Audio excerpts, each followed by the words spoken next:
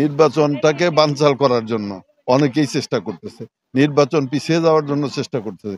আমরা তো সবসময় এটা আগস্টের আগের থেকেই আমরা সকল প্রকার জুয়া, মাদক, তারপরে চাঁদাবাজি, সন্ত্রাসের বিরুদ্ধে কাজ করে আসতেছি, এখনো করতেছি, ভবিষ্যতেও করব এবং এর বিরুদ্ধে কঠোর অবস্থানে আমরা আছি, জিরো টলারেন্সে আমরা আছি। কাজে এই ব্যাপারে আমাদের কোনো নেতা বা কোনো বাংলাদেশের একমাত্র স্মার্ট সিটি বসুন্ধরা এখন আরো নিরাপদ, আধুনিকতায় আরো এক ধাপ এগিয়ে। ব্যাপারে কোনো ত্রুটি দেখাইছে কিনা আমার জানা নাই। তো আমরা খুব কঠোর অবস্থানে আছি এবং যাদের বিরুদ্ধে অভিযোগ ইতিমধ্যে আসছে তাদের বিরুদ্ধে কিন্তু ব্যবস্থা নেওয়া হয়েছে, কোনো কোনো ক্ষেত্রে ব্যবস্থা নেওয়া হয়েছে যা হয়তো আপনাদের গণমাধ্যমে আসে নাই, কিন্তু অলরেডি ব্যবস্থা নেওয়া হয়েছে।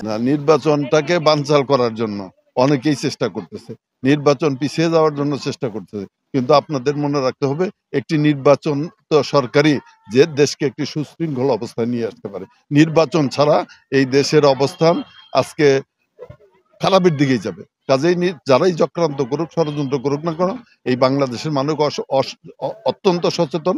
আমরা সকলকেই নিয়েই আমরা সেই ষড়যন্ত্র প্রতিহত করেই যাতে সঠিক সময়ে নির্বাচন হয় এবং সরকারও নির্বাচনটা সঠিক সময়ে দিতে বদ্ধপরিকর, সেই ব্যাপার আমরা সচেষ্ট থাকবো এবং আমরা সক্রিয় থাকবো।